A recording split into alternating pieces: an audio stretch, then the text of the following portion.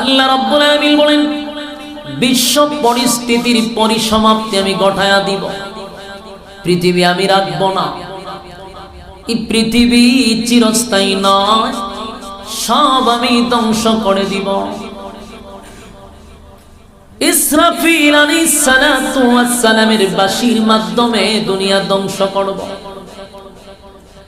যেটাকে আমরা কিয়ামত মনে করি, কিয়ামত প্রথমত দুই প্রকার।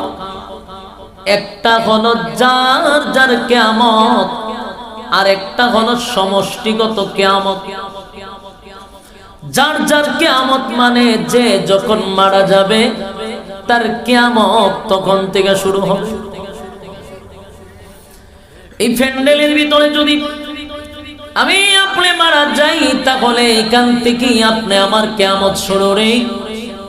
আরেকটা হলো সমষ্টিগত কিয়ামত, যে কিয়ামত আমার আল্লাহ বাঁশি বাজায়া দিবে। ইজা জুলজিলাতিল আরদু জিলজালাহা, পৃথিবী তছনছ করে দিবে, পৃথিবীর মধ্যে একটা ভূমিকম্প শুরু হবে, আসমান ভেঙে যাবে, জমিন ভেঙে যাবে, সব ধ্বংস করে দিবে রে, সব ধ্বংস করে দিবে, কিছুই থাকবে না। আল্লাহ রাব্বুল আলামিন বলবেন কুল্লু মান আলাইহা ফান, সব ধ্বংস করে দিব, কোনো কিছুই থাকবে না। যিনি থাকবেন তিনি কে? জুড়ে কান। ওয়াবাকা ওয়াজহু রাব্বিকা যুল জালালি ওয়াল ইকরাম, যিনি থাকবেন তিনি হলেন আমার আপনার মালিক, তিনি চিরঞ্জীব, ওনার কোনো মরণ নেই।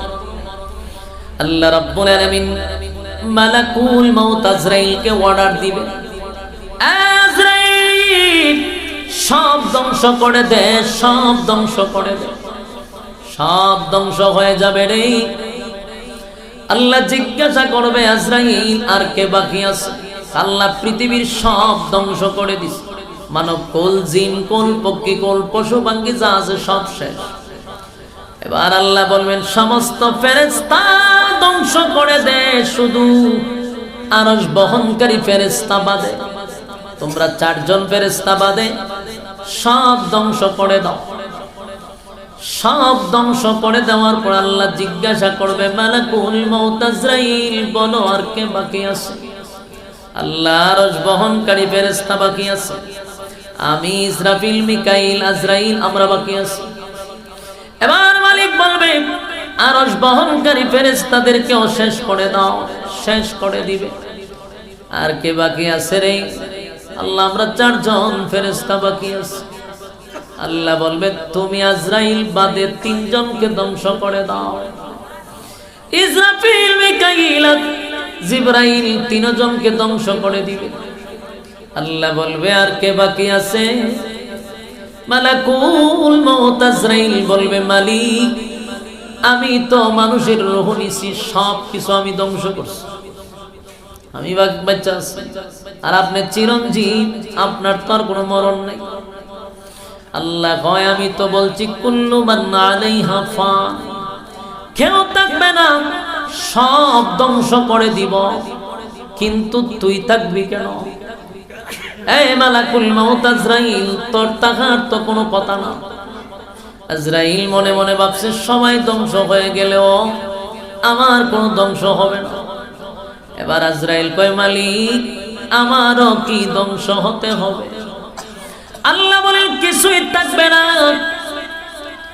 আজরাইল বলে আল্লাহ আমি তো রূহ নিছি, আমার রূহটা কে নিবে? আল্লাহ কয় তোর রূহ আমার হুকুম দিয়া শেষ করব। মালাকুল মাউত আজরাইল বুঝতে পারছে আমার রক্ষা নাই, তাই একটা চিৎকার দিবে, এমন জোরে চিৎকার দিবে। আল্লাহর নবী বলেন তখন যদি আসমান জমিন থাকতো, মানুষ থাকতো, জিন্নাত থাকতো, আজরাইলের চিৎকারে মানুষ জাগাতেই মারা যাইত।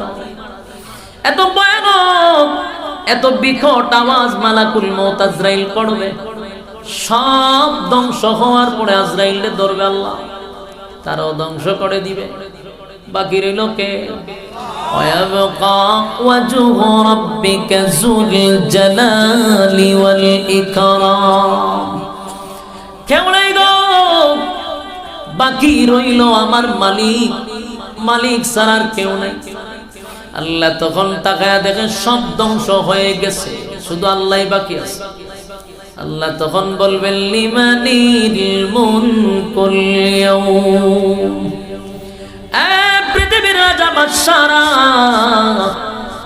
রাজত্ব পাইয়া বড় ক্ষমতা দেখাইছস, আমি তোদেরকে রাজত্ব দিছিলাম, তোরা রাজত্ব পাইয়া মানুষের উপরে জুলুম করছস, মানুষের হক নষ্ট করছস, মানুষের অধিকার বঞ্চিত করছস।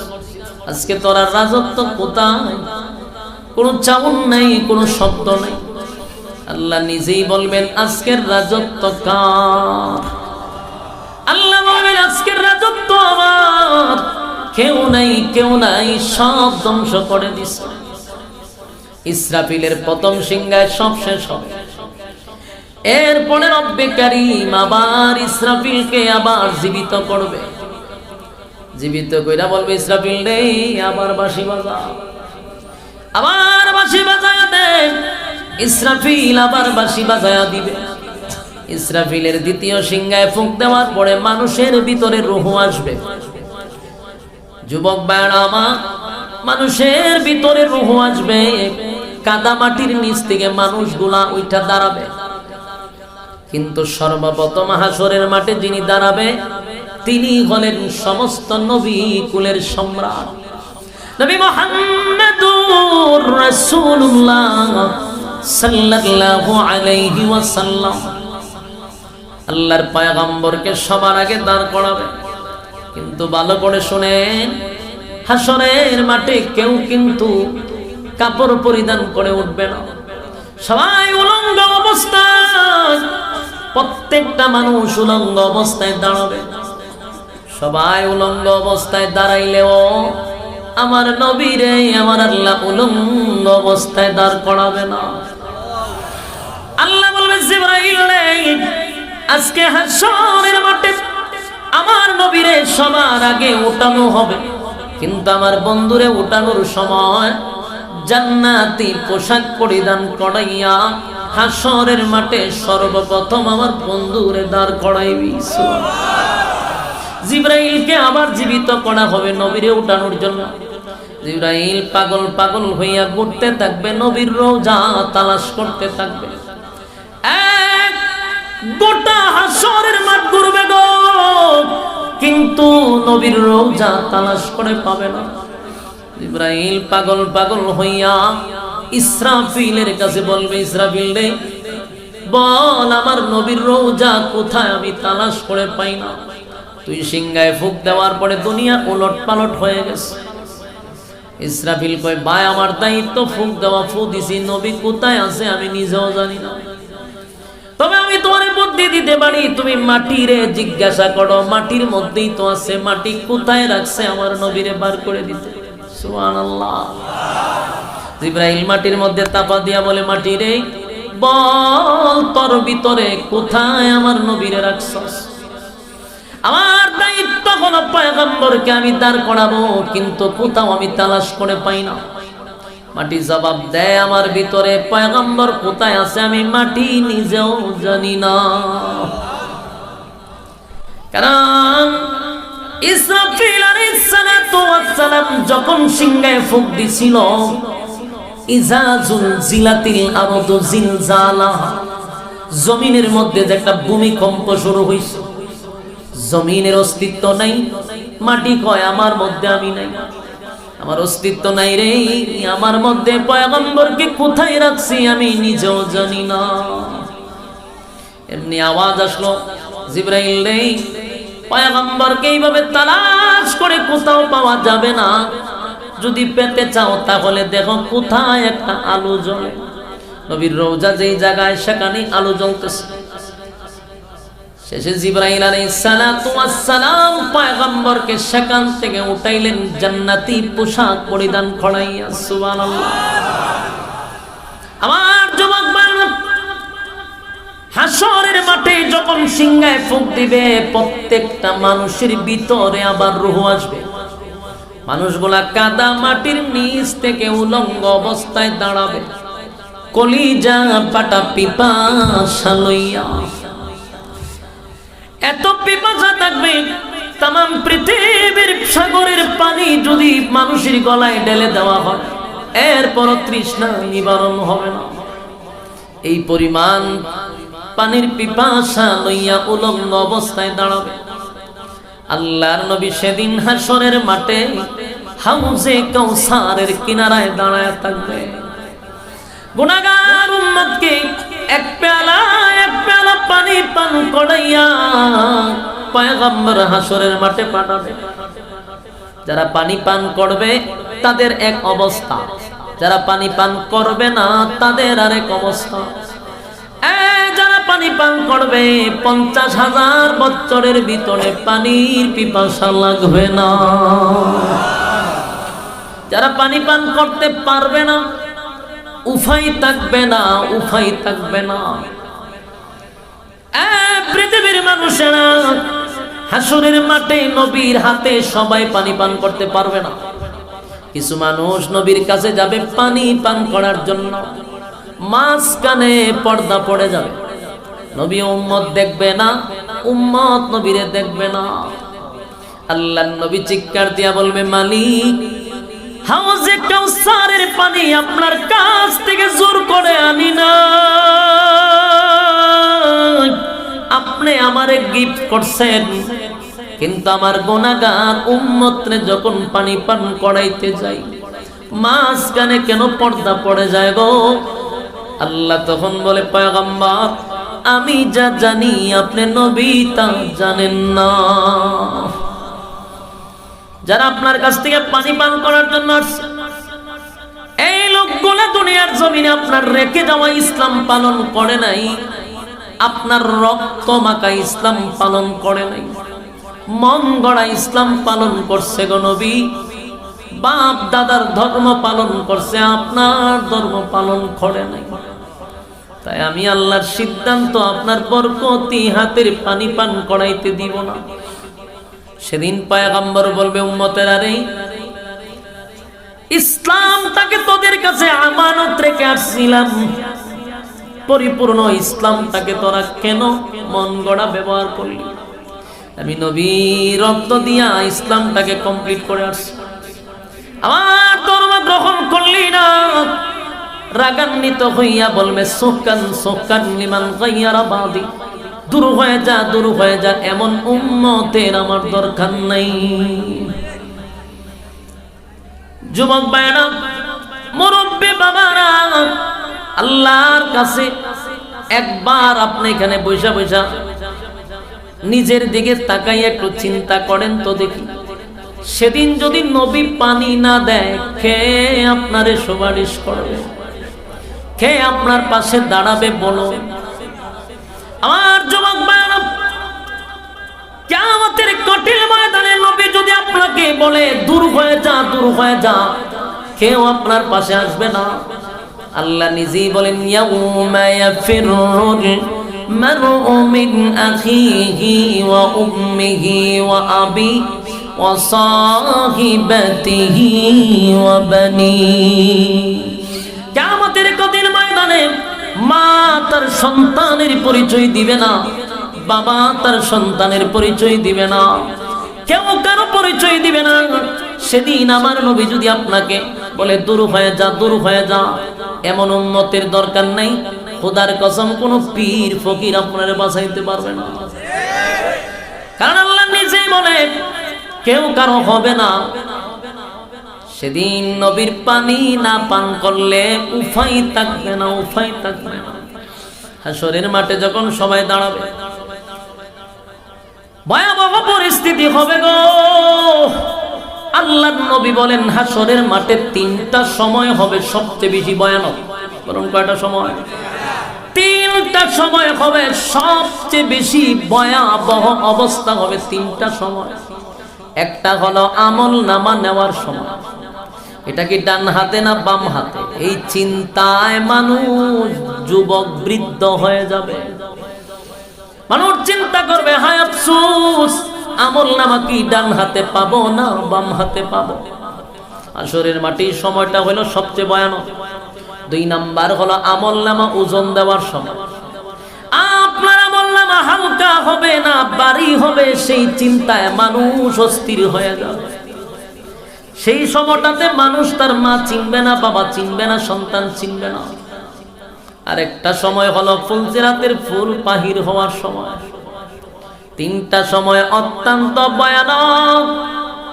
ভয়াবহ পরিস্থিতিতে মানুষগুলো দিশেহারা হয়ে যাবে।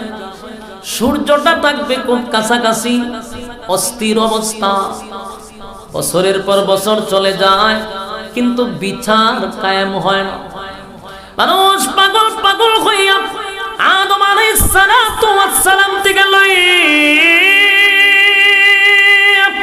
ঈসা রূহুল্লাহ পর্যন্ত সবার কাছে গিয়া বলবে, আপনারা একটু আল্লাহরে বলেন বিচারটা যেন তাড়াতাড়ি করে, জাহান্নামে দেখ জান্নাতে দেখ কোনো অসুবিধা নেই, কিন্তু বিচার তাড়াতাড়ি হোক। আদম নবী বলবে, আল্লাহর সামনে কথা বলার সাহস আমার নাই। এই নূহ পয়গম্বর বলবে সাহস নাই। ইব্রাহিম খলিলুল্লাহ বলবে সাহস নাই। সমস্ত নবীরা বলবে ইয়া রাব্বি নাফসি। নবীরা বলবে আল্লাহর সামনে কথা বলার সাহস নাই গো। সেদিনের অবস্থা হবে ভয়ানক। সবশেষে মানুষ যখন নবীর কাছে আসবে, আখিরি জামানার পয়গম্বর নবী মুহাম্মদুর রাসূলুল্লাহ সাল্লাল্লাহু আলাইহি ওয়াসাল্লাম, পয়গম্বর উম্মতের দৃশ্য দেখে সিজদায় পড়ে কান্না শুরু করবে। আল্লাহ তখন নবীরে সান্ত্বনা দিবে, নবী গো কান্দেন না, কান্নার জায়গা না।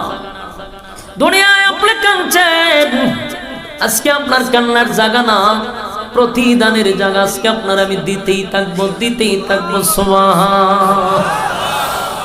নবী বলবে, মালিক আমি নবী হইয়া উম্মতের দৃশ্য দেখে বরদাস্ত করতে পারি না।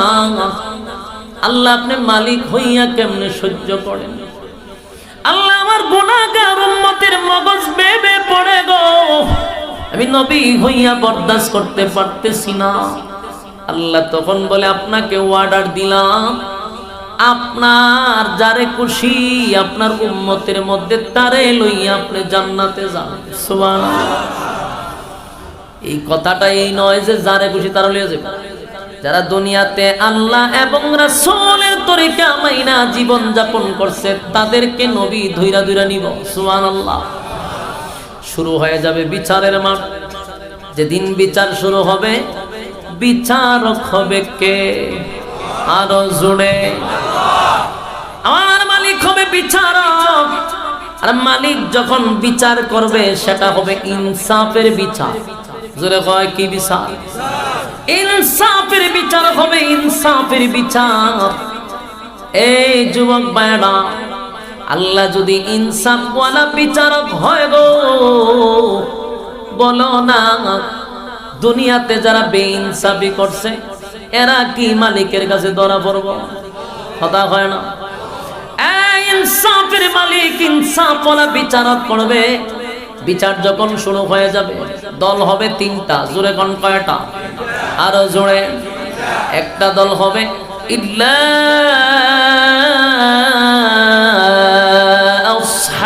আসহাবাল ইয়ামিন।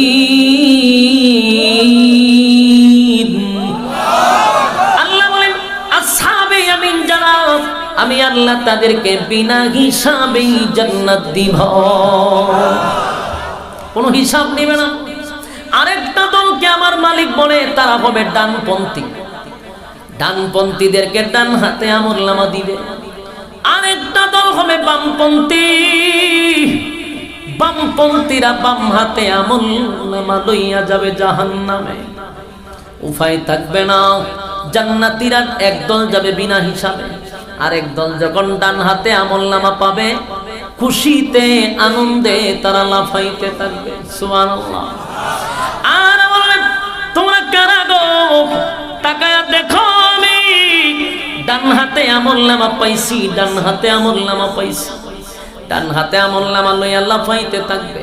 আল্লাহ তখন বলবে, বান্দারে এত খুশি এত আনন্দ কেন? বল আল্লাহ ডান হাতে আমলনামা পাইছি, তার মানে আপনার জান্নাত আমরা পেয়ে গেছি। সুবহানাল্লাহ। জান্নাতের কিনারায় যাওয়ার পর আল্লাহ কয় থাম, লাফাইস না, এই শুন, জান্নাতের ভিতরে এখনো ঢুকস নাই, ঢোকার আগে তোদেরকে আমি কিছু নিয়ামত দিব যা দুনিয়াতে কোনো মানুষ চাইলেও আমি আল্লাহ দিব না। দুনিয়াতে কোনো নবী রাসূলরাও যদি চাইতো আমি আল্লাহ দিতাম না, কিন্তু আজকে না চাইতেই জান্নাতে নিয়ামতগুলা দিব। জোরে কোন সুবহান। এই বিষয়গুলো একটু মনোযোগ দেন। দুনিয়াতে কিছু নিয়ামত আছে দুনিয়াতে চাইলে কোনোদিন পাওয়া যাবে না, নবীরা চাইলেও আল্লাহ দিবে না। সেই নিয়ামতগুলা জান্নাতীদেরকে না চাইতেই দিবে। সুবহানাল্লাহ। এবার কি দিবেন আর কি দিবে একটু মনোযোগ দিয়ে শুনেন। এক নাম্বার, দুনিয়াতে যদি কোনো মানুষ দোয়া করে আল্লাহ আমারে আপনি মরণ দিয়েন না, দোয়া কবুলিব, কথা দিবেন না। কোন নবীরাও যদি বলতো আল্লাহ আমারে আপনি চিরঞ্জীব বানায়া দেন, কবুল হইতো। এই জন্য এটা যতই হোক দিবে না। মক্কায় গিয়ে দোয়া করলো কাম হবে না, মরতে হবে, মরতে হবে, মরতে হবে, ঠিক নেই। আল্লাহ তখন জান্নাতীদেরকে সুসংবাদ দিবে, শুন, এক নাম্বার নিয়ামত হলো আর কোনদিন তোরা মরবি না। জান্নাতীরা এক নাম্বার নিয়ামত পাইছে রে, এক নাম্বার হলো মরণ নাই, মরণ নাই, মরণ নাই। দুনিয়াতে যত চিন্তা সব মরণ লইয়া, কথা হয় না? হ্যাঁ, কথা হয় না? দুনিয়ার সব চিন্তা হলো মরণ লইয়া। তাহলে জান্নাতের ভিতরে এক নাম্বার কি নাই? আরো জোরে গেলে এক নাম্বার দেখেন, এটি দুনিয়াতে ছেলে পাওয়া যাব, এইটি ইয়াদ রাখবেন। এক নাম্বার মরণের লাগে দোয়া করলে যে আল্লাহ মরণ দিয়েন না, কবুল হইব নি। দুই নাম্বার নিয়ামত হলো পৃথিবীতে কোনো মানুষ বৃদ্ধ হতে চায় না। মানে আওয়াজে বোঝা যায়, আমার ওয়াজে আপনারা খুব বিরক্ত হইলে আমার ডাবল সুবিধা, সেটা দিতে পারো। আপনারা কি বিরক্ত লাগতেছে? আপনারা আওয়াজও তো কম কাম, মজা তো খালি শুরু হয়েছে। এখন জান্নাতের আলোচনা শুনলে যাদের মনের মধ্যে আনন্দ না আসে, বুঝবেন এর ইমানের দুর্বলতা আছে। এটা আল্লাহ রাসূলের কথা। সাহাবায়ে কেরামদেরকে রাসূল ওয়াজ করেছেন, জান্নাতের নাজ নিয়ামতের বর্ণনা শুনলে যাদের ভিতরে আনন্দ না আসে, বুঝবেন এর ইমানের সমস্যা আছে। কথাগুলি মনোযোগ দিয়ে শুনেন। এক নাম্বার মরণ নাই, দুনিয়াতে চাইলে কিনা পাওয়া যায়। দুই নাম্বার, পৃথিবীর কোন মানুষ কি বৃদ্ধ হইতে চায়? আপনারা বুড়ো হইতে চান? আমি চাই? কেউ বৃদ্ধ হইতে চায়?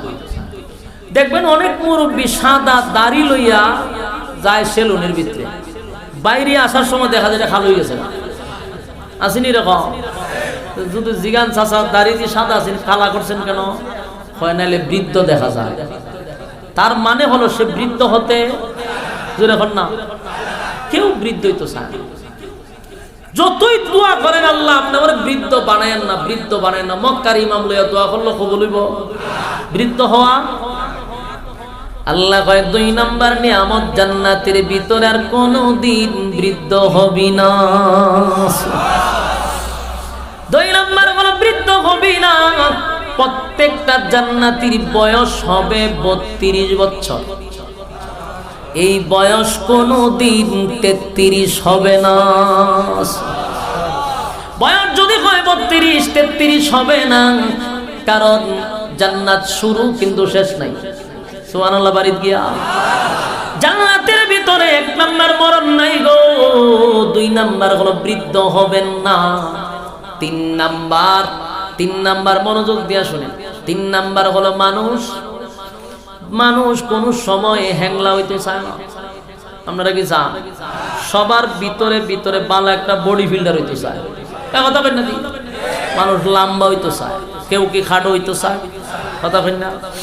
কেউ খাটো হইতে চায়, সবাই চায় 6 ফুটের উপরে হইতে, কিন্তু সবাই কি 6 ফুটের উপরে? কেউ 4 ফুটও আছে, 5 ফুটও আছে, আবার আরো নিচু আছে, 52 ইঞ্চি আছে, 26 ইঞ্চিও আছে, কথা বলেন না? তো মানুষ কোন সময় খাটো হইতে চায়। এই জন্য মানুষ যদি দোয়া করে আল্লাহ আমি এখন 5 ফুট 5 ইঞ্চি, আমারে আপনি 6 ফুট 6 ইঞ্চি বানায় দেন, দোয়া কবুল হইব? মক্কার ইমাম সাহেব লইয়া দোয়া করলে কবুল হইব? কোনদিন দোয়া কবুল হবে না, যারে যতটুক মানে যতটুক। আল্লাহ কয় এই আফসোস মানুষের থেকে যায়, দুনিয়া আফসোসের জায়গা, কোনদিন পুরা হবে না। কিন্তু জান্নাতের ভিতরে আল্লাহ বলেন প্রত্যেকটা জান্নাতি হবে কমপক্ষে 60 হাত লম্বা। কয় হাত? 60 হাত লম্বা হবে, কমপক্ষে 60 হাত লম্বা। কেউ থেকে কেউ 1 ইঞ্চি বাড়বেও না কমবেও না, সবার সমান বডি। তাহলে একজনটা দেখে আরেকজন আফসোস করবে না। সুবহানাল্লাহ। প্রত্যেকের বডি হবে আদম আলাইহিস সালাতু ওয়াস সালামের মতো, বডি হবে 60 হাত লম্বা। তাহলে দুনিয়াতে এই দোয়া করলে কাম হবে না, জান্নাতে আল্লাহ এমনি দিবে। সুবহানাল্লাহ। এবার আসুন, 6 নাম্বার গেছে, 3 নাম্বার ইয়াদ রাখেন। 4 নাম্বার হলো কালো মানুষ যারা আছে তারা কিন্তু মনে মনে আফসোস করে, হাইরে একটু সুন্দর যদি হইতাম। কথা কই না? আপনারা আফসোস নাই? বুড়া যারা এরা কথা বাদ, পোলা পানের কথা কইছে, আরে সুন্দর হওয়ার আফসোস আছে নাকি? কত জাতের ক্রিম মাখে দেখবেন। মানুষ সুন্দর হইতে চায়, পুরুষের থেকে মহিলারা আরো বেশি হইতে চায়, সুন্দর হতে চায়, কেউ কালো হতে চায় না। কালো মানুষের মনে একটা কষ্ট, হাইরে আমি যদি সুন্দর হইতাম।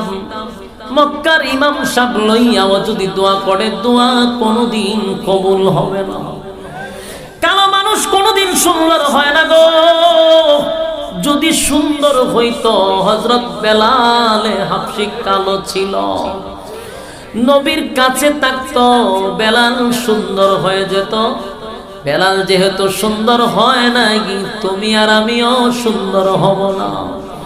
যারা যেমন বানাইছে এমনই থাকবা, কিন্তু আফসোস তো থেকে গেল, হায়রে আমারে কেন আল্লাহ সুন্দর বানাইলো না। আল্লাহ কয় জান্নাতের ভিতরে এই আফসোস থাকবে না।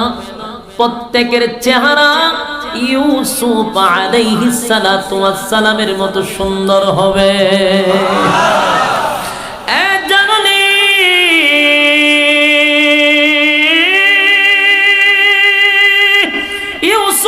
আল্লাহ কত সুন্দর করে বানাইছে জাননি, অর্ধেক পৃথিবীর সুন্দর আল্লাহ ইউসুফ নবীরে দিছে।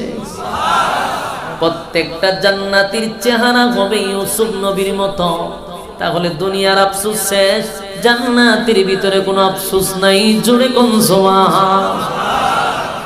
কয় নাম্বার গেল? 4 নাম্বার। 5 নাম্বার হলো মানুষের আরেকটা আফসোস আছে, গেল কণ্ঠ। বলুন কি? কণ্ঠ। কণ্ঠেরও আফসোস আছে। তার গলা বালা না, তার মনে মনে আফসোস, আমার কণ্ঠটা যদি ভালো হইতো। এই যে একটা আফসোস আছে না নাই? কণ্ঠ না থাকলেও সমস্যা। এক বেচারা ছেলে, বেচারা হইল শিল্পপতি, কোটি কোটি টাকার মালিক, ফুলা হইলে একটা, কিন্তু এমন কালার কালা, বেশি সুন্দর না। তখন শিল্পপতি, টাকার অভাব নাই, খালা হইলে কি বউয়ের কি অভাব করবো নি? হ্যাঁ, কথা কই না? আমরা বাংলাদেশের টেকা হইলে মাইয়ার অভাব আছে। কথা কই না? ছেলে যত যোগ্য হোক পছন্দ না, টেকা আছে বলে টেকা আছে, বাপ রাজি, মাও রাজি। কথা কই না? আমরা টাঙ্গাইলের মানুষ বালা, আমি অন্য জায়গার কথা কইতেছি। আমরা টেকা হইলে বিয়া হয়ে যায়। তো বেচারা চিন্তা করছে ফুলা খালা হোক, টেকা আছে, বউ পাইছে একেবারে সুন্দর মারাত্মক, পুরা থানার মধ্যে এরকম মাইয়া নাই। বেচারা খালা পাইছে সুন্দর বউ, খুশি না বেজার? বউ আইছে জামাইয়ের বাড়িতে।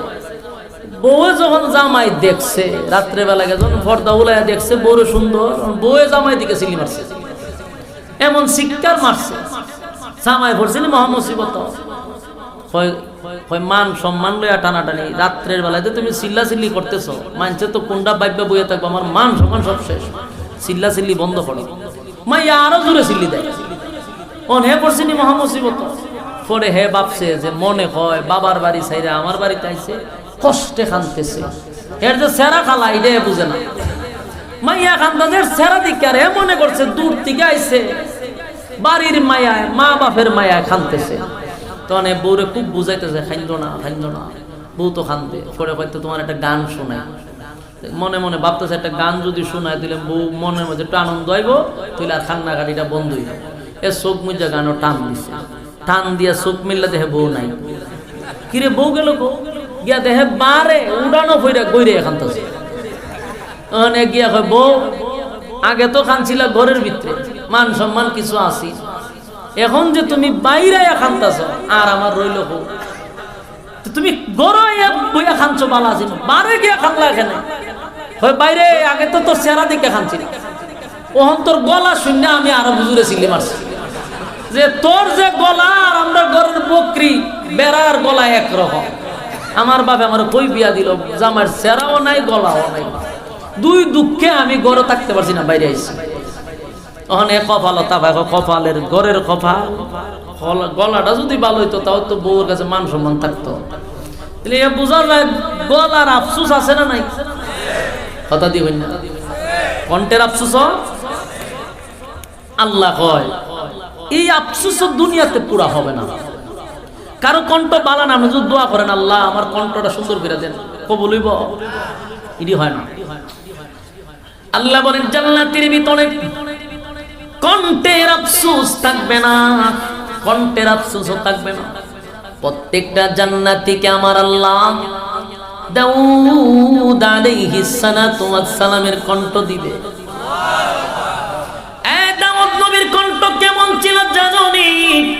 দাউদ নবী যখন তার গ্রন্থের থেকে তেলাওয়াত করত, উড়ন্ত পাখি জমিনে বৈশা যাইত, সমুদ্রের মাছগুলি সব লাফায় আসতো।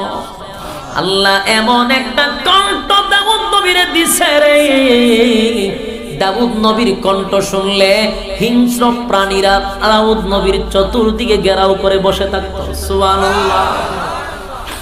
সেই কণ্ঠ আল্লাহ জান্নাতের ভিতরে দিবে, খুশি না বেজার। যার আওয়াজ যত বেশি আল্লাহ তার কবুলও করবে তত বেশি। আপনারা যেভাবে আওয়াজ দিতেছেন এই আওয়াজে কবুলিত না। বলুন জান্নাতের ভিতরে দাউদ নবীর কণ্ঠ পাইয়া আপনারা খুশি না বেজার? আল্লাহ কয় জান্নাতের ভিতরে আমি দাউদ নবীর কণ্ঠ দিব। কয়টা নিয়ামত হইল? কয়টা? 5 নাম্বার নিয়ামত হলো কণ্ঠ। এবার আসুন আল্লাহ কয় 6 নাম্বার হলো দুনিয়াতে সব মানুষের ধন সম্পদ এক না, কেউ গরিব, কেউ মধ্যবিত্ত, আছে না নাই? কেউ শিল্পপতি, কেউ আবার টেকার ঠেলায় বাংলাদেশও থাকতে পারে না, জায়গায় আমেরিকা গিয়া বেগম পাড়ায় বাড়ি বানায়, ঠিক না বেঠি? টেকা আছে অর্থ কিতা, কিন্তু অনেক মানুষ আছে টাকার অভাবে খানা খাইতে পারে না, তার মনের মধ্যে একটা কষ্ট, আল্লাহ আমার অর্থ দেন নাই, সম্পদ দেন নাই। আল্লাহ কয় সেই দুঃখ কষ্ট দুনিয়ায় থাকবে কিন্তু জান্নাতে থাকবে না। প্রত্যেকটা জান্নাতি নিম্ন স্থলের জান্নাতি, কমপক্ষে এই পৃথিবীর 10টা পৃথিবীর সমান রাজত্ব দিবস। খুশি না বেজার? কমপক্ষে এই পৃথিবীর 10টা পৃথিবীর সমান রাজত্ব দিবে রে, রাজত্ব দিবে। কয় নাম্বার গেল? 6 নাম্বার। 7 নাম্বার হলো আপনি সব পাইছেন, সব পাইলেন, সেরা পাইলেন, কণ্ঠ পাইলেন, তারপরে লম্বা হইলেন, সব পাইছেন। দরকার কিতা? বউর দরকার। এটা সব বুঝে আগে আগে বউ দরকার, কিন্তু বউ তো দুনিয়া তো আছে, আছে না? ঠিক আছে, কেন দরকার? বলে দুনিয়াতে এমন ঠাডা পড়ছে একটার বেশি 2টা হয় না। কথা কোন ঠিক নেই? একটা করলে আর একটা করণ যায় না, কারণ বাংলাদেশে জন্ম নিছি তো আমরা। 2টা করলে আমরা কয় আর লুচ্চা। আর বাংলাদেশও ফ্রেম করণ যায় ফিরিত, 10টা 12টা মাইয়া বানের সাথে ফিরিত করলে হইতে এক বয়সে পোলা বানে করে, কিন্তু হে যদি হালাল বন্ধায় বিয়া করে হালাই লুচ্চা। চিন্তা করছেন মানুষের ব্রেন কোন দিকে ঘুরাইছে নাস্তিকরা? ফ্রেম করলে অসুবিধা নেই, বিয়া করলে গুনাহ। আল্লাহ কয় দুনিয়াতে আফসোস ছিল একটা করার পর আরেকটা করতে, কিন্তু ভারসত না, ঠাডা ফিরে গেছে, তুই বাংলাদেশে জন্ম নিছিস। কিন্তু জান্নাতের ভিতরে এই আফসোস থাকবে না। সুবহানাল্লাহ। কম পক্ষে বউ থাকবে 72টা। আওয়াজ আরো জোর হইবার কথা আছে। কম পক্ষে বউ থাকবে 72টা বউ থাকবে, নিম্ন স্থলের জান্নাতি, ভিআইপি জান্নাতির বউর অভাব নাই। আপনারা খুশি না? বউ দুনিয়ার বউ নয়, এটা জান্নাতের হুর। সুবহানাল্লাহ। একটার দিকে যে তাকাইবেন 40 দিন যাবে, আপনার খবরই থাকতো না, ছাই থাকবেন। এটা গুতা দিব পিছে দিয়ে, মিয়া একটার দিকে 40 দিন চাই রয়েছেন, আমার পিছনে চাইবো কেটা? এত সুন্দর করে আল্লাহ বানাইছে। দুনিয়ার বউ নয়, জান্নাতি বউ। দুনিয়ার বউ যত সুন্দর হোক, যত বালা হোক, কিন্তু রগ একটা তেরা। বাস্তব না বাস্তব? এটা হিসাবের বউ হোক, কিন্তু রগ তেরা। সব সময় একরকম থাকে না, এক এক সময় এক এক রূপ ধরে। এক সময়ও একরকম থাকে না। যত বালা হোক, বলে যদি হিসাবের বউ, বলে কোনো কাম হইতো না, এটা তেরা দিয়ে বানাইছে আল্লাহ। বলে জান্নাতি বউ কোনোদিন আপনার সঙ্গে রাগ করবে না, অভিমান করবে না, রাগারাগি নাই, জিনিসপত্র বাঁধতো না। জান্নাতের বউ। আল্লাহ কয় জান্নাতে বউ দিমু কমপক্ষে 72টা, চিৎকার দিয়া কোন সুবহান। এখন আপনাকে সব দিল, বাকি আর একটা হইল চরিত্র। কারণ সব দেওয়ার পরে বউ দিল, যদি চরিত্র বালা না হয় তো দরবার লাগবো নি? কথা কই না তো? না বলে ওমা 100% দ্বন্দ্ব লেগে যাবে। আর যদি ইডি হয় বাংলাদেশের মানুষ, জান্নাতে গিয়ে ঢুকে চরিত্র বালা না লইয়া এই চরিত্র লইয়া যদি যায়, আর একজনের হুরাই না দরজা লাগাই লিব, মানে চরিত্র বালা না তো। আল্লাহ ভাই আমি জানি তোর চরিত্র খারাপ, কিন্তু এই চরিত্র দিয়ে আমি জান্নাতে ঢুকাইতাম না। আমি প্রত্যেকটা জান্নাতীকে চরিত্র দিব আজিম চরিত্র। আজিম চরিত্র কার জানেননি? বিশ্ব নবীর চরিত্র। আমাদের নবীর চরিত্র আল্লাহ দিবে। وَإِنَّكَ لَعَلَى خُلُقٍ عَظِيمٍ।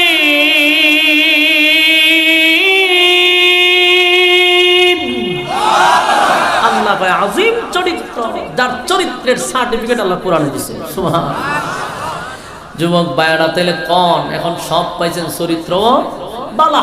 কথা বলেন না দি, চরিত্র বালা পাইছেন, চরিত্র বালা। টাকা পাইলেন, বাড়ি পাইলেন, গাড়ি পাইলেন, হুর পাইলেন, সব পাইলেন, খুশি না বেজান? এখন জান্নাতীরা খুশিতে আনন্দে খালি ঘুরে আল্লাহ পায়। একদিন আল্লাহ জিগায় নাচস কেন? আল্লাহ আনন্দে।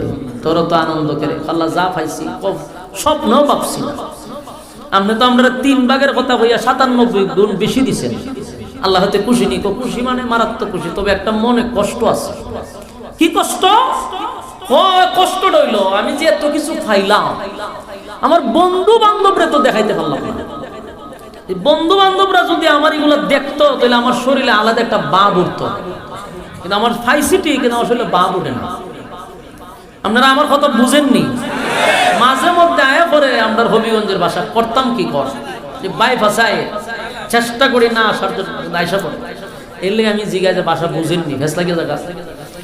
আমার কথা আমার এলাকা হইলে ওয়াজ করতে আমার মজা লাগে, আমার বয়ান এমনিতেই ভালো লাগে করতে।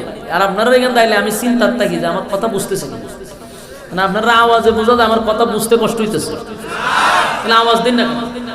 আমি একটা এক্সাম্পল দেই, দেখেন তো মিলেনি, মনে করেন ধরে নেন। এখানকার একজন মানুষ সভাপতি সাহেব, উনারে এক্সাম্পল দিয়ে আমার কাছে আছে। উনারে যদি আমি হবিগঞ্জে নিয়ে 20 তলা একটা বিল্ডিং বানায় ওনার নামে লিখা দিই, উনি সব পাইছে, গাড়িও আছে, একবারে ল্যান্ড ক্রুজার 1 কোটি টাকার উপরে, আবার 20 তলা একটা বিল্ডিং, সব ঠিকঠাক আছে, একা ওখানে থাকবে। বলুন তো দি 20 তলা ভাইয়া গাড়ি ভাইয়া কি ওনার ভিতরে তেমন খুশি? কেন জানেননি? শৈল বাপ উঠতেছে না। বাপ উঠে না কেন? জানি এত কিছুর মালিক, এটা তো আমার গ্রামের কেউ দেখলো না, এলাকার কেউ দেখলো না, আমার আত্মীয় স্বজনও দেখলো না, এটা ভাইয়া গীতা করতাম কথা হয় না। কিন্তু এটা যদি টাঙ্গাইলে ফেলে দেওয়া হয়, আপনারা বোয়া ফুটে, তখন শৈল একটা বাপ আছে, 20 তলা বিল্ডিং এর মালিক, ল্যান্ড ক্রুজার দিয়ে চলে, কথা হয় না দি। বন্ধু বান্ধবের সামনে একটা বাপ সাপ লইয়া চলন যায়, তার শৈল একটা বাপ। আল্লাহর কাছে জান্নাতীরা ভাই, আল্লাহ জান্নাত পাইছি পৃথিবীর 10টার সমান, বউ পাইছি 72টা, নাজ নিয়ামতের অভাব না, কিন্তু শুনলো বাপ ওঠে না।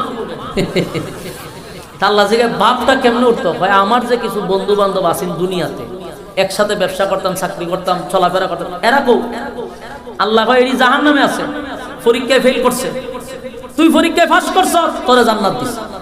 আল্লাহর কাছে তখন তারা দরখাস্ত করে, আল্লাহ এরার সাথে একটু দেখা করুন যাবে। আল্লাহ হয় তুই জান্নাতি আর জাহান্নামী, দেখা করবি কেমনে? হয় না, আপনি দেখা করে দিতে হবে, কারণ আপনি ওয়াদাবদ্ধ, আপনি বলছেন জান্নাতীরা যা চাইবে আপনি তা দিবেন।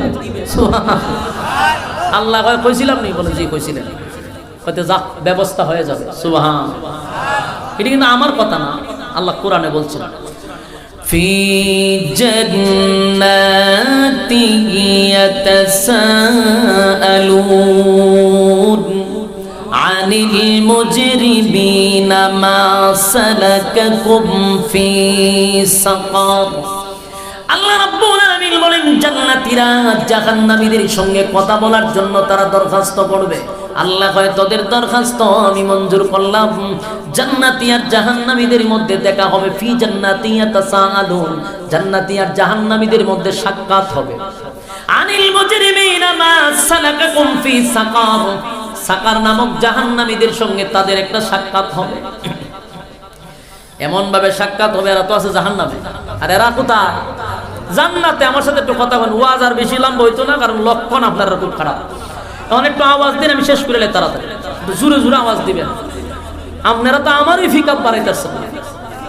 মনোযোগ দিয়ে একটু শুনেন, আর 5-10 মিনিট ফিনিশিং লইয়া তো যাইতে মনোযোগ দিয়ে শুনেন। বলুন, জান্নাতীরা জান্নাতে, জাহান্নামীরা জাহান্নামেতে। জাহান্নাম তো আগুনের জায়গা, শাস্তির জায়গা। তারা জান্নাতে দেখা করতে গেলে তো আগুন লাগবে, ঠিক না? না, আগুন লাগবে না। এটা তথ্য প্রযুক্তি আপনাদেরকে বুঝাইতে আমাদেরকে সুযোগ করে দিচ্ছে। 30 বছর আগে এই ওয়াজ করলে আপনারা বুঝতেন না, এখন বুঝবেন। আমেরিকায় যদি কেউ থাকে প্রচন্ড রুদ্রের মধ্যে, আর আমি এখন আছি আপনার প্যান্ডেলে প্রচন্ড শীতের মধ্যে, তারে আমি এখানে থেকে দেখা সম্ভব কিনা? সম্ভব। কিসের মাধ্যমে? সোশ্যাল মিডিয়ার মাধ্যমে, যে ভিডিও কল। তো সে আমার ওই আমেরিকাতে কথা বলতেছে, আমি বাংলাদেশে কথা বলতেছি। সে রুদ্রে, আমি এলাম শীতে। আমার শরীরে কি রুদ্রের তাপ লাগবে? কেন লাগবে না?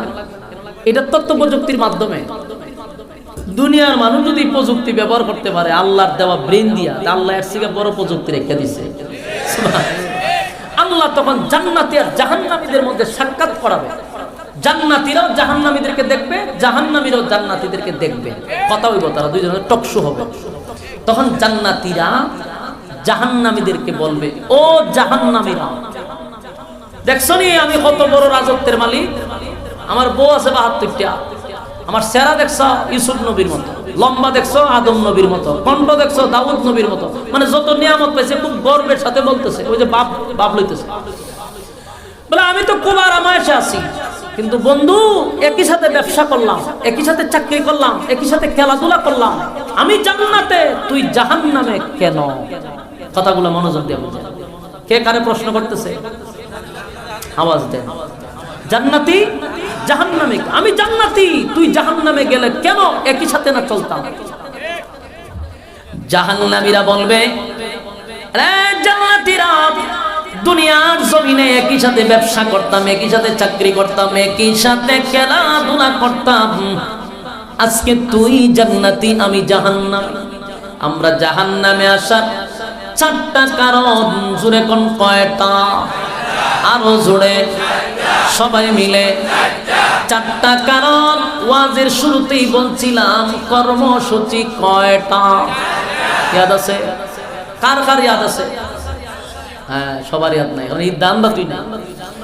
আমি আলোচনার শুরুতেই বলছিলাম আজকের কর্মসূচি কয়টা।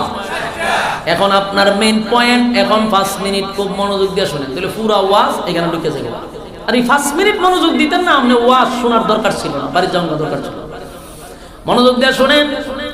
জান্নাতীরা জাহান্নামীকে বলবে, ও জাহান্নামীরা, কেন রে জাহান্নামে আসলি? আমি আর তুই একসাথে ব্যবসা করতাম, চাকরি করতাম, খেলাধুলা করতাম, কেন জাহান্নামে আসলি? কোন কারণে আসলি? জাহান্নামীরা জাহান্নামে আসার 4টা কারণ বর্ণনা করবে। জোরে কোন কয়টা? এই 4টা কারণ বর্ণনা করবে, যে 4 কারণে জাহান্নামে আসছে। আর আমরা যদি 4টা কর্মসূচি পালন করি, 4 কারণে আমরা জাহান্নামে যাব না।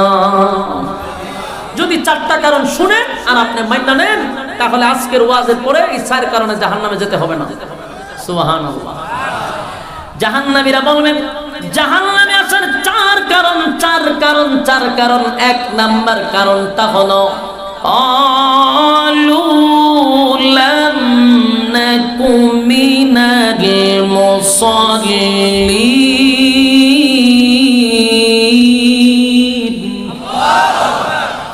জাহান্নামীরা বলবে, জাহান্নামে আসার 1 নাম্বার কারণ হলো ক্বালু লাম নাকু মিনাল মুসাল্লিন। এ জান্নাতীরা, দুনিয়ার জমিনে একই সাথে ব্যবসা করতাম, একই সাথে চাকরি করতাম, একই সাথে খেলাধুলা করতাম। যখন আজানটা হইতো, বন্ধু তুই দোকানের ব্যবসা বাদ দিয়া, দোকানের ব্যবসা বাদ দিয়া তুই দৌড়াইয়া আজান দিলে মসজিদে চলে যাইতি। একই সাথে খেলাধুলা করতাম, কিন্তু আজানটা দিলে দৌড়াইয়া মসজিদে চলে যাইতি। একই সাথে ব্যবসা করতাম, আজান দিলে দৌড়াইয়া মসজিদে যাইতি। ক্বালু লাম নাকু মিনাল মুসাল্লিন। দুনিয়ার জমিনে তুই মুসল্লি ছিলি, আমি মুসল্লি ছিলাম না, তাই জাহান্নামে আসার এক নাম্বার কারণ কি না পড়া। আরো জোরে, আরো জোরে। জাহান্নামে আসার এক নাম্বার কারণ নামাজ। জাহান্নামে আসার এক নাম্বার কারণ হলো নামাজ, নামাজ, নামাজ, নামাজ। ক্বালু লাম নাকু মিনাল মুসাল্লিন। দুনিয়াতে তুই নামাজি ছিলি, আমি নামাজি ছিলাম না। আমার যুবক ভাইয়েরা, প্যান্ডেলের ভিতরে মুরব্বী বাবারা, যুবক ভাইয়েরা, এখন যারা উঠবেন বুঝবা আপনি কামলা। ভালো করে শোনেন, এক নাম্বার কারণটা কি? এই প্যান্ডেলের ভিতরে এই রোগে আক্রান্ত আছে না নাই? এই রোগে আক্রান্ত আপনাদের মধ্যে, আমাদের মধ্যে আছে না নাই? অনেক মানুষ আছে আমরা নামাজ পড়ি না। আল্লাহ কয় ক্বালু লাম নাকু মিনাল মুসাল্লিন। জাহান্নামে যাওয়ার এক নাম্বার কারণ নামাজ না পড়া, নামাজ না পড়া। যুবক ভাইয়েরা, এই ওয়াজটা শোনার পরে আজকে যদি কর্মসূচিটা পালন করেন, তাহলে এক নাম্বার হলো নামাজ চালু করতে হবে। নামাজ যদি চালু করি, তাহলে জাহান্নামে এই নামাজের কারণে যেতে হবে না। জাহান্নামীরা বলে, বন্ধু জাহান্নামে আসার এক নাম্বার কারণ নামাজ। এটা হলো নাম্বার ওয়ান। দুই নাম্বার হলো ওয়ালাম নাকুনু তুইমুল মিসকিন। দুই নাম্বার হলো দুনিয়ার জমিনে আমাদের পাশের বাড়ির মানুষগুলা ছিল এতিম, অথবা আমার টাকা ছিল, পয়সা ছিল, ধন দৌলত ছিল, কিন্তু এতিমের খাবার আমরা দিতাম না। অসহায়দের পাশে কোনোদিন দাঁড়াইতাম না। এতিমের মাল মাইরা খাইতাম, এতিমের হক নষ্ট করতাম। তাই জাহান্নামে আসার দুই নাম্বার কারণ। এরকম লোক আছে, এতিমের মাল মাইরা খায় আছে, খালি এতিমের মাল মাইরা খায় এমনটা। গরিব অসহায় দুঃখীদের সম্পদ যারা নিয়ে যায়, তারাও এই রোগে আক্রান্ত। এমনকি মানুষের হক নষ্ট করা এই রোগে আক্রান্ত। বিধবা মহিলাদের হক পর্যন্ত তারা নষ্ট করে। একবার ইউনিয়ন অফিস চেয়ারম্যান মেম্বার যে আনতা হয়, দেখিও মানুষ দুই মহিলা হারা দিন হারাতে হয়, চৌকিদারে দৌড়ায় দেয় লাঠি দিয়ে। 2 দিন পরে আবার যায়। একদিন চৌকিদারে কয়, তোরা প্রতিদিন কেন আসস? এক সপ্তাহ 15 দিন আগে আমাদের নাম, বাপের নাম, মার নাম লিস্টি করে নিল, আমরা 2টা লেফটিন দিব। আজকে 15 দিন হলো লেফটিন হয়ে গেছে। হয় লেফটিন তো বাটাবাটি শেষ, তোমরাটা হয়ে গেছে 5 তারিখে। অন পরে গাড়িটা দেখা যায় চেয়ারম্যান না লেফটিন হয়ে গেছে। বলো এটা ইয়াতিমের মাল খাইলো না? অসহায়দের মাল খাইলো না? আমরা দেশে লেফটিন পর্যন্ত খাইলায়। রুচির মধ্যে কি পরিমাণ কুত্তায় প্রস্রাব করছে। খাইতে খাইতে খাইতে খাইতে বাথরুম শুদ্ধ খাইলায়। খাইছত টিউবওয়েল, খাইছত রাস্তাঘাট, খা গরিবের লেফটিনটা খাস কেন? রুচিতে নষ্ট। খাইতে খাইতে ওনার কই খাইতো লেফটিন খাইলায়। কিয়ামতের কঠিন ময়দানে এই কারণে জাহান্নামে যেতে হবে। এটা নাম্বার কত? আরো জুড়ে। জাহান্নামে যাওয়ার 2 নাম্বার কারণ হলো এতিমের মাল যারা মাইরা খাইলো, এতিমের হক যারা নষ্ট করলো, গরিব অসহায়দের উপর যারা জুলুম করলো, ক্ষমতার বড়াই দেখাইয়া তাদের সম্পদ তারা নিয়ে গেল। আল্লাহর নবী বলেন জাহান্নামে যাইবার এটা 2 নাম্বার কারণ। ক্বালু লাম নাকু মিনাল মুসাল্লিন 1 নাম্বার কারণ, ওয়া লাম নাকুনু তুইমুল মিসকিন এটা যে 2 নাম্বার কারণ। আমার যুবক ভাইয়েরা, কোটি কোটি টাকার মালিক হইয়া বৈশা আছেন, মক্কা মদিনা বারবার জিয়ারত করেন, উমরা করেন, টাকার অভাব নাই, বাড়ির পাশের মানুষটা না খাইয়া ঘুমায়। কিয়ামতের কঠিন ময়দানে জানে আপনার হজ কোনো কাজে আসবে না, উমরা কোনো কাজে আসবে না, আল্লাহর রাস্তায় দান সদকা কোনো কাজে আসবে না। মালিক জিজ্ঞাসা করবে, তোর বাড়ির পাশের মানুষটা না খাইয়া ঘুমায় রে, তুই আমার কাছে তসবিহ জপস, সুবহানাল্লাহ সুবহানাল্লাহ। এই বন্ডামি কোনো কাজে আসবে না। যাই না রাইকো, এটা জাহান্নামে যাওয়ার কয় নাম্বার কারণ? এবার আসুন 3 নাম্বারটা। 3 নাম্বারের রোগী কিন্তু এখানে আছে, অনেক রোগী আছে। 3 নাম্বার, ওয়ালাম নাকুনু তুইমুল মিসকিন ওয়া কুন্না নাখুদু মা'আল খাইদিন। 3 নাম্বার কারণটা হলো অনর্থক, বেহুদা, অপ্রয়োজনীয় কথা বলা। বলুন এই রোগে আক্রান্ত আছে না না? এটার একটা বেশি পার্সেন্ট হইল মহিলা, 2 নাম্বার পার্সেন্ট হইল মুরব্বীরা। এরপরে বলা হয় বাস্তব না বাস্তব? 8-10 জন মহিলা যদি এক জায়গায় বসে পক পক পক পক পক পক করে আস্তায় এলাকা গরম করে, আর যত খবর আছে এই মহিলার কাছে পাওয়া যায়। যদি 10 জন বইতে পারে তো ওই বাড়ির জামাই কিতা করছে এই বাড়িতে খবর নয়, হেতের জামাই কি করছে তুই খবর লস খা। সব খবর মহিলার কাছে আছে। এরা বেহুদা কথা বলে, এটা আল্লাহ রাসূলের কথা। কিন্তু আমাদের জানা নাই বেহুদা কথা বললে জাহান্নামে যেতে হয়। আমাদের মধ্যে মুরব্বীরাও কথা কয় বেশি, বেহুদা কথা। বেহুদা কথা কেমনে কয় কইতাম নি, আপনারা কইলাম ভাঙ্গিয়া বলেন। অনর্থক কথা কয়। দেখবেন তসবিহ একটা আতো আছে, যেমন আমি নিজের চোখে কয়েকটা ধরছি, সারা দিন তসবিহ পড়ে বালা কথা, সুবহানাল্লাহ সুবহানাল্লাহ বালা তসবিহ পড়তেছে। এই সুবহানাল্লাহর পিছনে যে কত কথা চলে আপনারা কেমনে কইতাম। আমার মসজিদ ছিল কুমিল্লা, আর 10 বছর 12 বছর আগের কথা বলছি। তো নামাজ, আসরের নামাজটা পড়ি, দোকান মসজিদের সামনে একটা দোকান ছিল, সারা দোকানের মাল বিক্রি করলে হইতো না 2000 টাকা, কিন্তু টিভি একটা 15,000 টাকা লাগাইতে রাখছে। তিনটা তখন কয়েকটা কেক, বিস্কুট আর চা ইডি খায় আর ওই সিনেমা দেখে বই বই। তাই আমার মুসল্লি মাশাআল্লাহ তসবিহ আতলে সুবহানাল্লাহ পড়তে পড়তে দোকানটা যায় আসরের পরে গিয়া এইভাবে সুবহানাল্লাহ সুবহানাল্লাহ, এক কাপ চা দে চিনি ছাড়া, সুবহানাল্লাহ সুবহানাল্লাহ সুবহানাল্লাহ সুবহানাল্লাহ। দেশের খবর কি তারে, সুবহানাল্লাহ সুবহানাল্লাহ সুবহানাল্লাহ। দে বালা করে সাউন্ড একটু বাড়া, খানে কম শুনি, সুবহানাল্লাহ সুবহানাল্লাহ সুবহানাল্লাহ। তোর দোকানে বেচা কিনা হয়নি আগের মতো, সুবহানাল্লাহ সুবহানাল্লাহ। বাকিটাকে দিস না বেশি, সুবহানাল্লাহ সুবহানাল্লাহ। তোর মাইয়াটা বিয়া দিস নি, সুবহানাল্লাহ। আসিনি সুখে শান্তিতে, সুবহানাল্লাহ সুবহানাল্লাহ সুবহানাল্লাহ। রেন ফেন বেশি করছ, সুবহানাল্লাহ সুবহানাল্লাহ। 100 ওই তসবির মাথাতে একটা এরকম হারা থাকে, এটার মধ্যে সুমা দিছে 100, তার মানে খতম হয়ে গেছে। তা আমি একদিন গিয়ে এইভাবে গুড়ির মধ্যে টান্না ধরে রাখছি। আমিও ছুট হয়ে আসলাম, বলতে এই সময় আলিয়াত পড়তাম, আবার এদিকে মাদ্রাসাতেও পড়তাম, আবার ইমামতিও করতাম, 3-4টা দায়িত্ব। তা আমারও বয়স বেশি না, তার আমি একটু দাদা মাদা ডাকতাম, তো ফাইজলামি করতাম। তো আমি একদিনকে তসবির নিচে ধরে রাখছি টান দিয়ে, তো বেচারাতে টান দেয়, এখন তসবির গুড়া উড়ে না। তখন এমনি সাইয়া কেটা রে, তখন দেখা আমি কামনে ফাইজলামি করেন, এটা আমি ধরে রাখছেন কেন? আমি আপনি যে সুবহানাল্লাহর ফাঁকে ফাঁকে বেটার মাইয়া বিয়া দিছেন এটা জিগান, টিভিটা সাউন্ড দিত এটা জিগান, চা চিনি ছাড়া দিত, এই সুবহানাল্লাহ যে কইতাছে ফাঁকে দিয়ে সব কথা ফাঁকে ফাঁকে গুড়ি তুলেন কেন? সুবহানাল্লাহ যেখানে নাই গুড়ি এখানে স্টপ থাকবে, সুবহানাল্লাহ যেখানে কইবেন গুড়ি তুলবেন। এরকম অসংখ্য মুরব্বীরা আছে। তসবিহ আতনিয়া যত ধরনের অপ্রয়োজনীয় কথা, বেহুদা কথা আসেনি এই রোগী আপনার এলাকা, আমার এলাকাতে আছে। কিন্তু এই মুরব্বী জানে না বেহুদা কথা বলার কারণে জাহান্নামে যেতে হবে। এটা 3 নম্বর কারণ। কথা হয় না, কয় নম্বর কারণ? 3 নম্বর কারণ। আমাদের ঘরের মহিলারাও জানে না বেহুদা কথা বলার কারণে জাহান্নামে যেতে হবে, 3 নম্বর কারণ। মহিলাদের মধ্যে সমস্যা হইল স্বামী বেচারা সারাদিন অক্লান্ত পরিশ্রম করে ঘরে ঢুকে, সারাদিন প্যারা নিয়ে ঘরে ঢুকছে, একটু লম্বা হয়ে শুরু খানের কাছে কটর কটর কটর কটর, সারা দিনের যত কথা আছে পেটের ভিতরে খানের মধ্যে দুমছে ডালতেছে। হেরে কেটা বুঝাইতো যে এটা 3 নম্বর কারণ।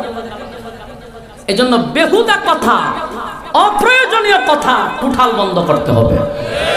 মাতুন না দিয়ে আপনারা বেহুদা কথা কি পরিমাণ হয় দেখেন, আমরা শত করে 10 ঘন্টা 15 ঘন্টা জার্নি করে যখন আয়া বই একটা মাহফিল উঠবার আগে একটু নিয়ে রেস্টে নেয়, এখানে কতগুলো লোক যাইব গিয়া বইব, ওই আমার জিজ্ঞেস আপনার বাড়ি কো? আচ্ছা কোন আমার বাড়ি কো? হে জানেন হবিগঞ্জের লেখা আছে, বালা করে জানে, কিন্তু হুদু দিয়ে আমার জিজ্ঞেস আপনার বাড়ি কো? আচ্ছা কইলেন আমার বাড়ি হবে, আমি কি করে, আমি কি করি আর জিজ্ঞাসা, মানে এগুলো অপ্রয়োজনীয়। যখন আপনি উত্তর দিবেন না তখন আবার ফেসবুকে লিখবো হুজুরটা মারাত্মক অহংকারী।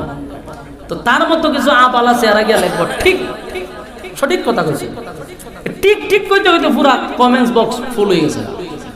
অথচ আমার অপরাধ কি, তার সাথে উত্তর দিছি। বলুন জাহান্নামে যাবে এটা কয় নম্বর কারণ? 3 নম্বর কারণ।